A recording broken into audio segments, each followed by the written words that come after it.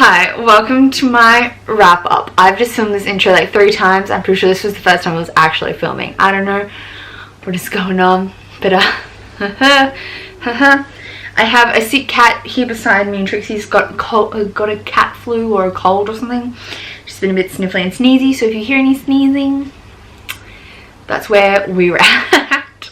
She's getting a bit better, but she's still a bit sneezy.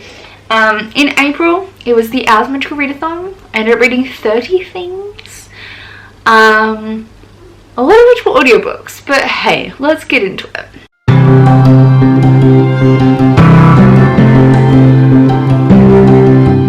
So first up this month, I read Throne of Swans by Catherine and Elizabeth Kaur. I listened to this on audiobook. It is a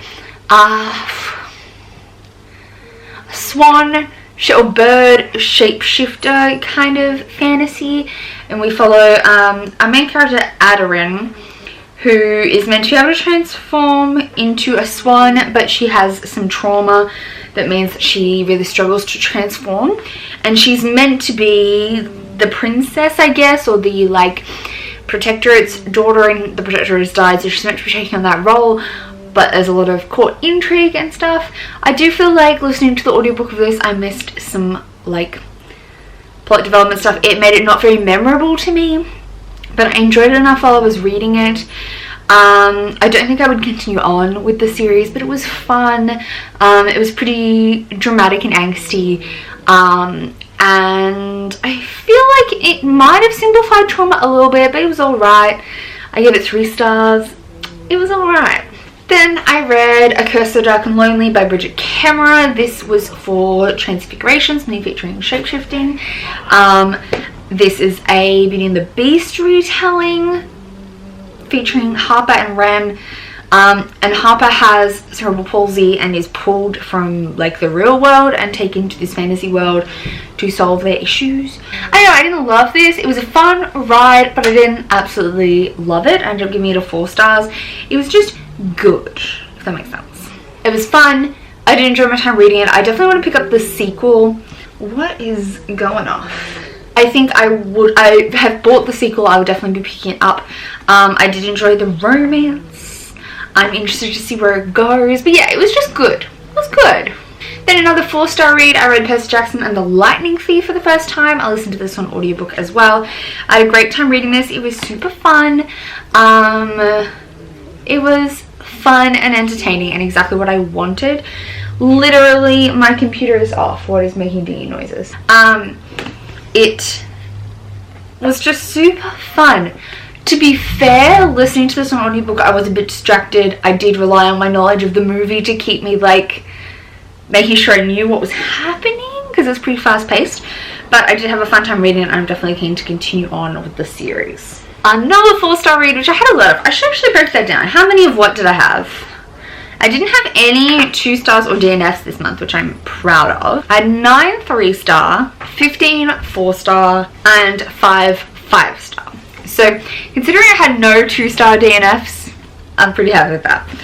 So another 4-star was Nocturna by Maya Matane. I enjoyed this as well. It's a Mexican fantasy. I'm gonna say Mexican inspired, Mayan inspired fantasy, and we have it's a lot about everybody has these multiple levels of magic, and the magic system is actually pretty complex, and I'm really interested to read the sequel to find out more about it. But essentially we followed the prince, who has come back from a time away because his older brother, who was meant to rule, died, or maybe died, and he's been trying to find a way to bring him back. And so we're following him, who's just come back to the city for this massive event, and then he's still trying to figure out what's happening with his brother. And then we also have Finn, who's a shapeshifter, but she has her magic kind of frozen on her, and she's normally a thief. So she teams up with the prince to solve this problem the prince causes, where he lets out a demon, and they're trying together to sort it out. It was super fun. it did have a few little insta-livy elements, but the romance definitely took a back foot. And I'm glad of that, because I don't think it really needed a strong romance element. It was much more a world-building, magic-y, plot-heavy story, and I did really enjoy it. Next up, we have my first 5-star of the month, and that is Witches of Ash and Ruin by E. Latimer. This is an Irish witchy story. We follow Dana, who has OCD. She has a super conservative, they live in a super conservative town, and she's an out bisexual woman or teenager, and her best friend and her practice witchcraft. Sorry, it's getting really glary outside. And they are getting indoctrinated, not indoctrinated, they're getting like becoming full witches. They're getting inducted into the coven properly, whereas they were kind of like witches in training. And then there's a witch hunter around, and also it's like linked to a serial killing kind of thing going on. This was plot-wise the perfect amount of like complicated but also fun. The atmosphere was really strong. The OCD rep I thought was done well, but obviously I can't speak to that. The bisexual rep I thought was done really well. I can speak to that. Oh my god, I can't believe my computer keeps dinging. And overall, I just had a great time reading this. It was so fun. I would definitely recommend it. I think technically you could maybe call it YA. The characters are like late teens, like they're still in school, or early college years maybe. That stop dinging, please. But it is primarily, like, it's a bit dark, I think, for YA. I would call this like a new adult fantasy, or a new adult witchy contemporary. And it was just so good. I loved every minute reading it. It was so fun. I just heard you sneeze. Cutie pie. Can you see her there? See her just right? Yeah. This was just so good. I loved every second of it. Next up, I read another audiobook, and this was The Upside of Falling by... Why do I not keep track of my authors? By Alex Light. This is apparently originally a Wattpad story. It follows Brett and Becca, and she is pretending she's secretly dating someone, and then he has always not really been interested in girls, but he kind of steps in to fill that fake boyfriend role. So it's a fake dating trope, but really I feel like it's more about family dynamics. She's got divorced parents and is dealing with that, and his parents are like the talk of the town as like the perfect parents, but they might not be all they seem. And it's kind of more about that than the fake dating, in my opinion, though there is like a romance. It is a YA romance, I guess, but I feel like that kind of was not the main theme of the story. It was much more about familial dynamics and like divorce and parents and stuff. I ended up giving this a 3 stars. It was good. It wasn't perfect, but it was fun and entertaining. It feels like so long ago. Why do I read this many books in a month?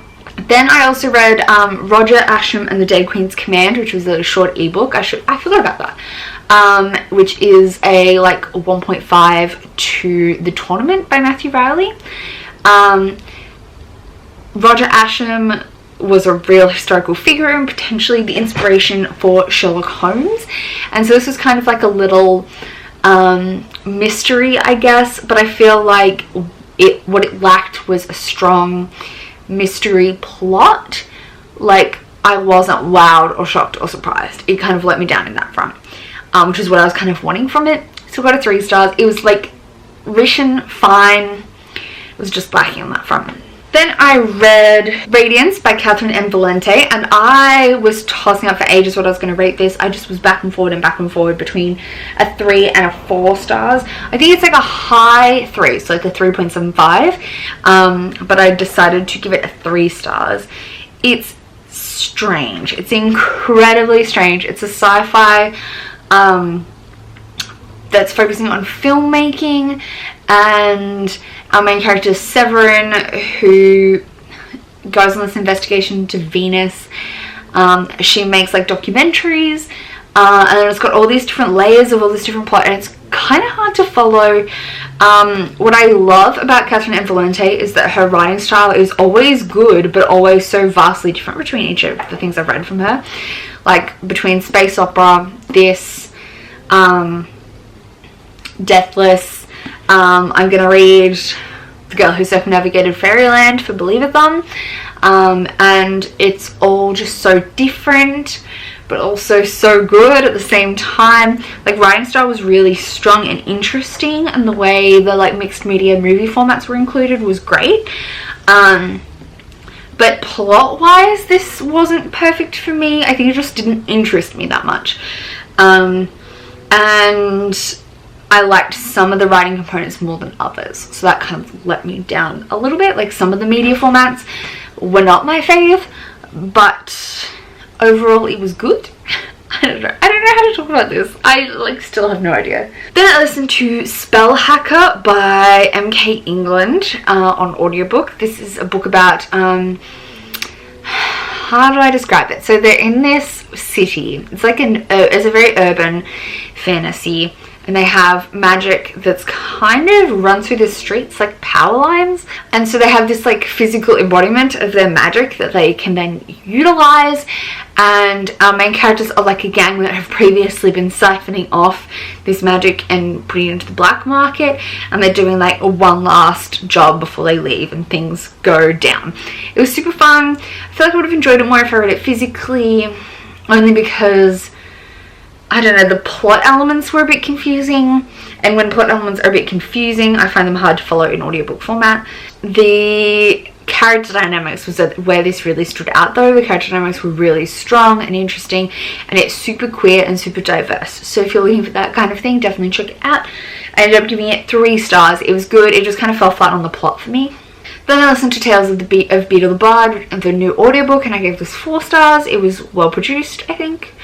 And it was quick and easy to read. Then we read my next 5-star read, and that was Lovely War by Julie Berry. Paige and I ended up buddy reading this. I haven't been telling you what prompts were for what. For the owls. This was for the owls. God, I can't even remember what anything was for anymore. This was for the owls. This was for the owls. Basically, all my physical reads for the first part of the month were all for the owls. This was also for the owls. This is a historical fiction with a kind of mythical fantasy twist. We're following 2 characters in World War I, and their romance, but told from the point of view of Aphrodite, and this was just so good. So I had to go to help Jessie with Animal Crossing. The sun is coming out, so sorry if the angle's a little bit different. What were we up to? I was talking about Lovely War. Where'd I put it? Oh, this is just so good. Paige and I both really enjoyed it. It's just beautiful, and the romance is so sweet. There's so much chemistry, and I just adored it with all my being. This was kind of an instant 5 stars.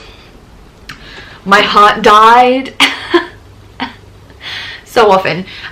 This also has a big focus on black legions, like groups in the army, like American troops, black American troops, and how they deal with racism in-house, or had to put up with racism in-house.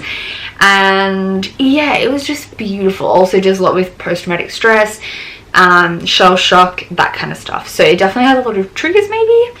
There's definitely racial violence, like racial driven violence. And I don't know, I just loved it so much. I fell head over heels for this book. Then I read The Hearts We Sold by Emily Lloyd-Jones, which I gave 4 stars. This is the only Emily Lloyd-Jones book I hadn't read up till this point. This was also for the owls. And for Ancient Runes, I think, if I'm remembering correctly. And it was just really interesting. It was not at all what I expected. For some reason I thought this was a Frankenstein retelling, and it's not really. So it's set in this world where demons walk the earth, and it's kind of fantasy, kind of sci-fi, but they have made themselves known to humans, and they do deals for body parts. And our main character Dee sells her heart to a demon, and then gets essentially recruited by him to go into these kind of like wormholes to fight evil monsters, I guess. That's kind of the premise. It's very weird, but the narration was, oh, it says it's a forced storytelling, maybe like fast. I don't really know, I've never read that. But yeah, this was fun. The narration was really entertaining. It's like a contemporary fantasy, with that kind of like wormhole sci-fi element. This cover is stunning, and I did really enjoy this. It was great fun. Then I read a short book. This is Empress of Salt and Fortune by Nagi Vo. This is a Tor.com short story, like novella. And it's a Imperial Chinese inspired fantasy. We're following the story of the Empress as told by the Empress's handmaiden to kind of a chronicler, I guess. Archivist. I loved this. I thought it was absolutely beautiful. I read it in like one sitting and I really enjoyed myself, and far out the sun just came out. I give this 5 stars. This was just so good. I definitely recommend it. Then we have another 5-star read, and that is Dress Codes for Small Towns by Courtney Stevens. This is like a 4.75 5-star. I loved, so this is a contemporary. We follow Billy, who's dealing with gender exploration. She's a girl, but like a tomboy, but is like, she doesn't strongly relate to being a girl. Like her like, she doesn't consider herself a boy, but she doesn't really feel like a girl either. And she's in this small Kentucky religious town, and she herself is religious. Her dad's a pastor. It's essentially following her and her group of friends as they are trying to like bring back the town's festival, or save the town's festival.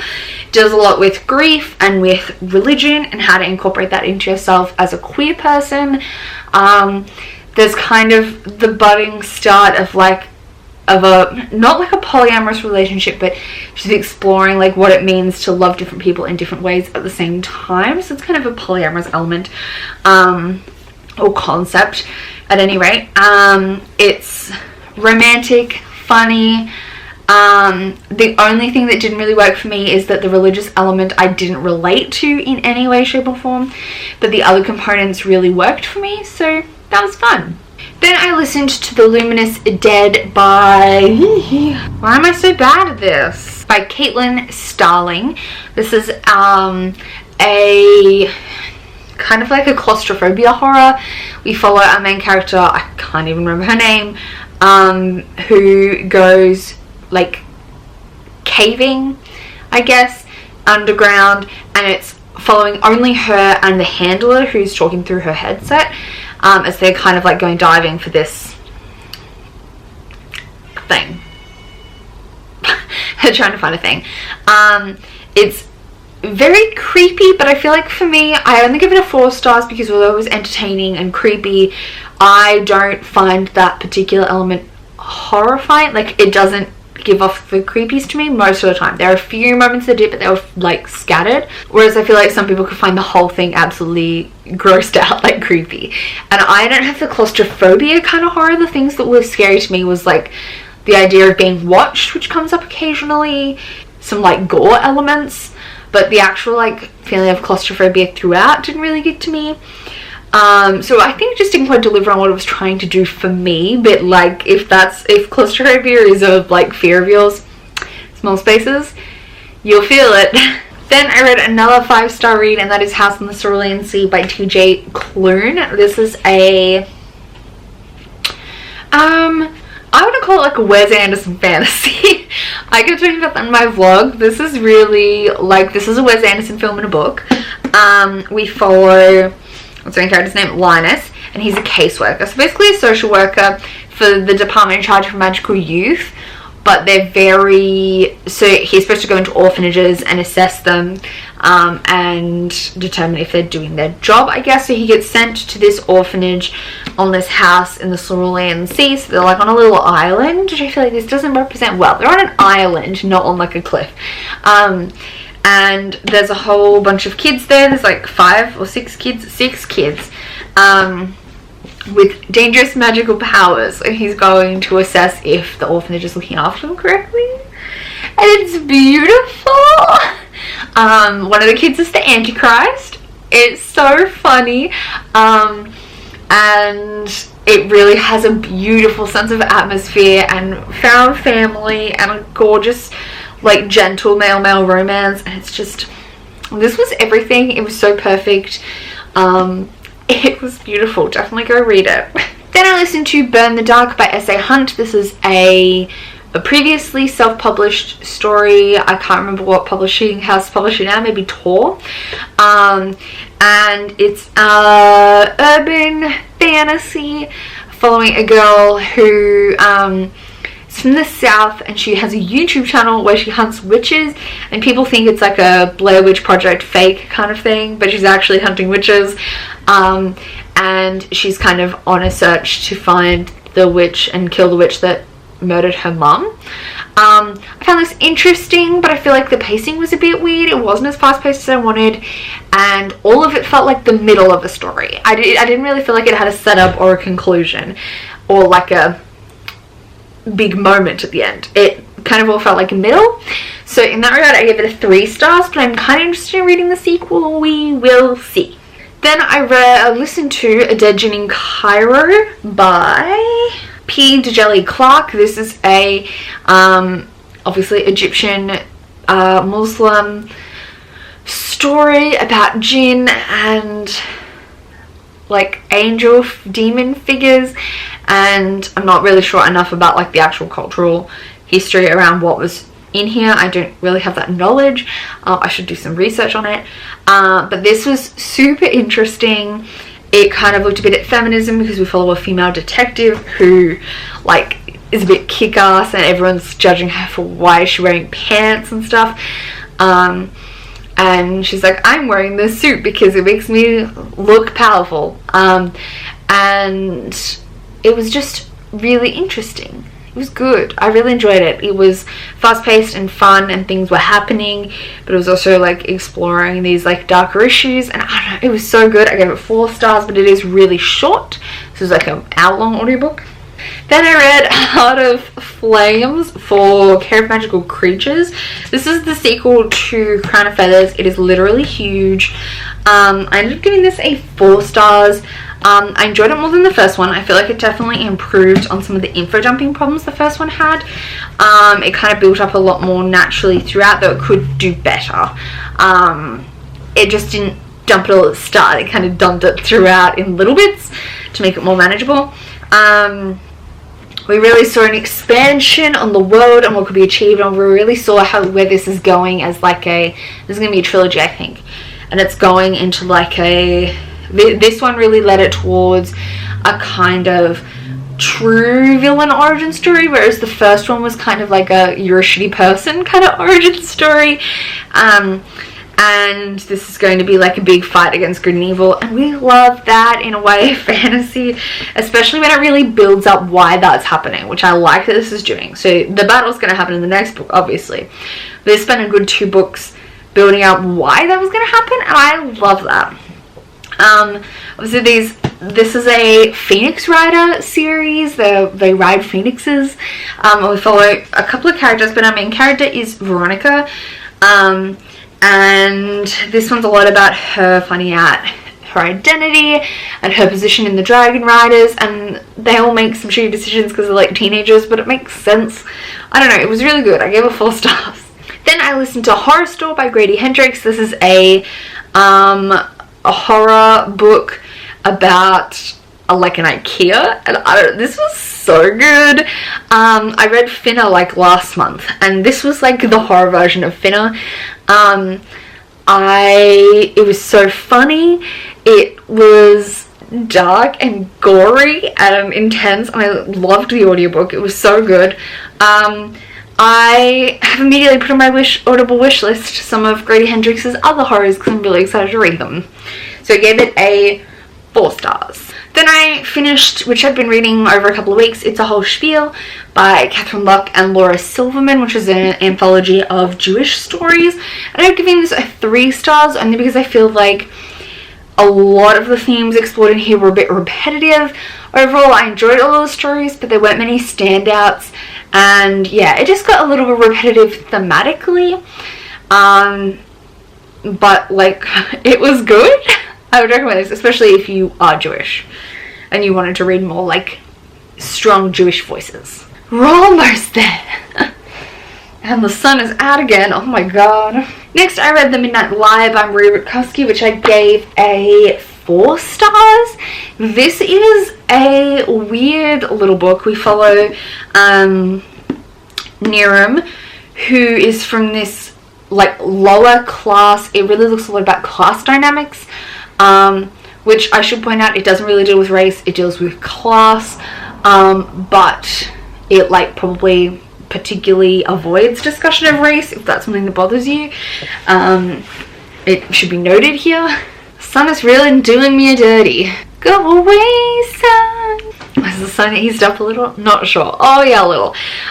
Yeah, so this is, I personally really enjoyed this. It's got a female romance, which I thought was the perfect blend of like, it's not insta-lovey because things progress pretty like naturally, but it's not super slow burn either.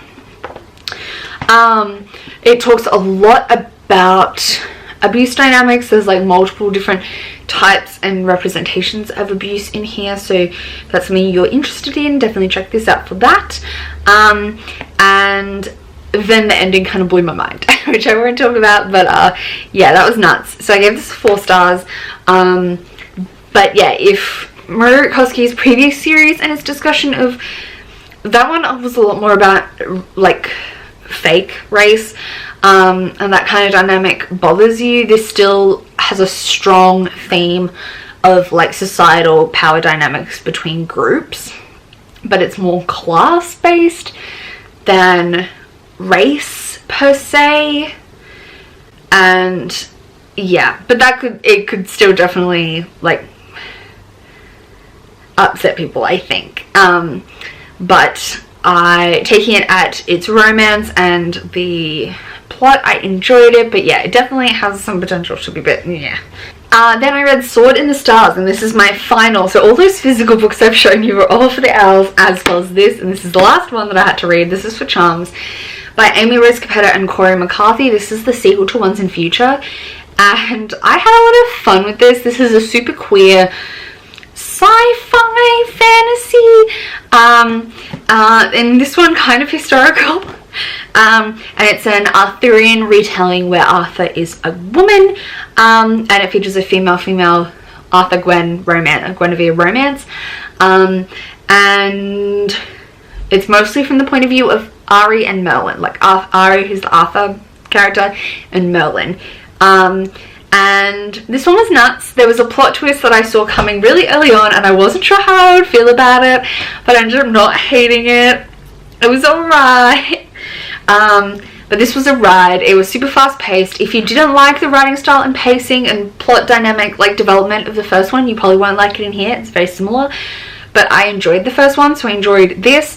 They're basically like, what did I end up giving this? A 3 stars. Like a solid 3-star read. They're nothing perfect, but they're great fun. This one was also for the owls, but was for an additional dragon riding prompt. This is The Dragon's Apprentice by Douglas A. Steele, which is the 3rd in the Dragonology novels. They're middle grade historical fiction novels, like with both dragons, historical fantasy, and I love them. They're so much fun. This one was focusing on kind of like a heist scenario, and it was just super entertaining and fun, fast-paced, middle grade. Not much to say. I gave it 4 stars. This series is so cool. If you get these covers, they fill out, there's 4 books, and they fill out a picture of a dragon on the spine. Oh. Then I listened to Jane Steele by Lindsay Fay, which is a Jane Eyre retelling, kind of, but if Jane Eyre was a serial killer. This was so good, and I'm giving it 4 stars. It was very entertaining. The audiobook was fun. It's got a pretty dark start and then a romantic ending, and I don't know, it was really well developed and a really good dynamic, and I had a great time reading it. I gave it 4 stars, if I didn't say that already. Then I read 2 Tor.com short stories. The first one was Ecdysis by... oh, there's one I actually forgot to mention entirely. I forgot to write it into here. I don't even know what I rated it. Okay, let's talk about this first. Somewhere a couple of books back, I also read Riot Baby by Tochi Onyebuchi. This is a Tor.com novella that I listened to an audiobook, and it's a sci-fi fantasy. We follow a brother and sister, and the sister has these like magical powers, but it's set in kind of like a near future world where like prison and race dynamics have been taken a little bit further, only a tiny bit, and it's kind of like a slight exaggeration on what's currently being dealt with. The brother ends up in prison for some reason.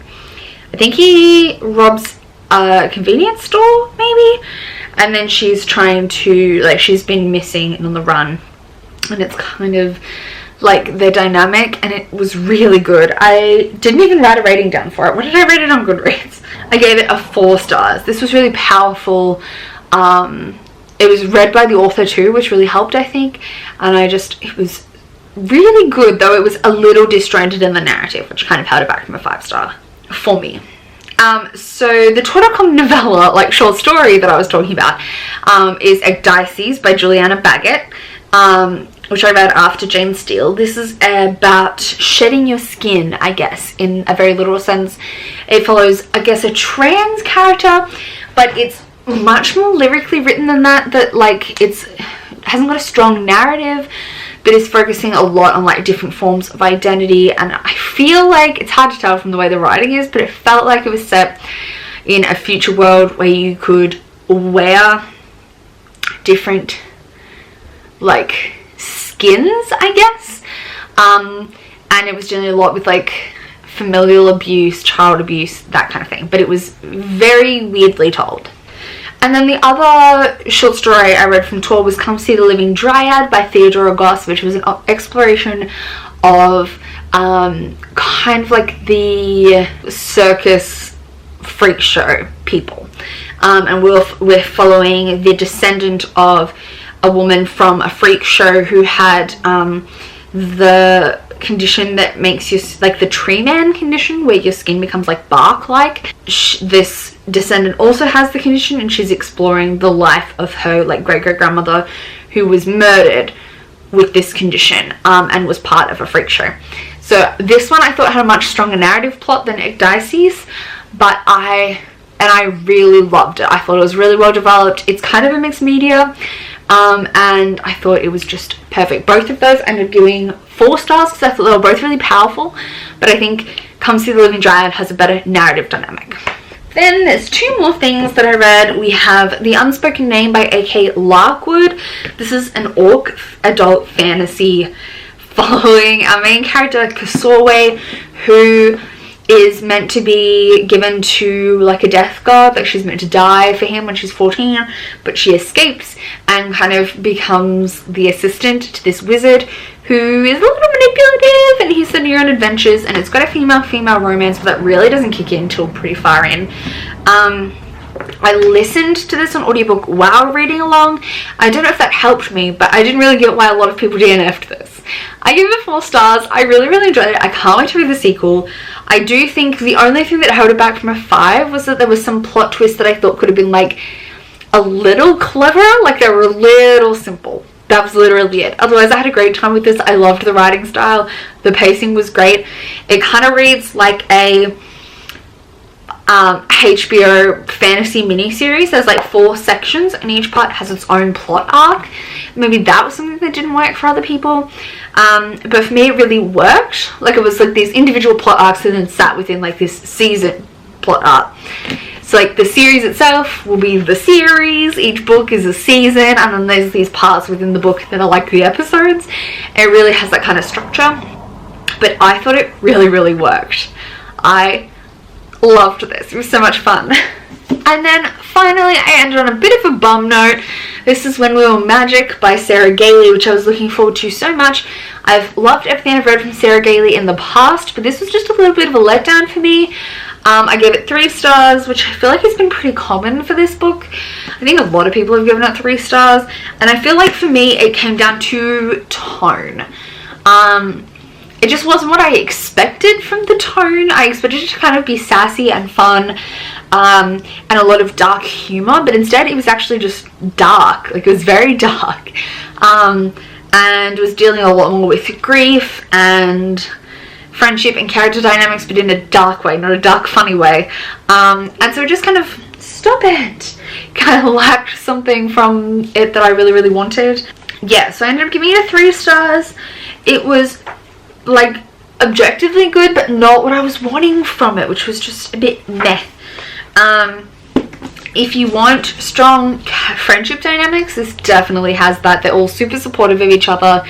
They all have different personalities, and they stand apart, except that does take, maybe there's 6 of them in the friendship group, so it does take maybe until about halfway for you to really settle into their differences, just because there's a lot of characters. But I did really enjoy that element. It just wasn't what I wanted from it, so got a 3 stars. So those are all the books I read in the month of April. Comment down below, let me know if you've read any of these and you'd like to chat with me about them. Otherwise, what did you read in the month of April? If you have a video you'd like me to check out, please drop it down below. Otherwise, thank you so much for watching. Keep an eye out for my haul and my Believathon TBR, which will be coming soon. Thanks for watching. Bye!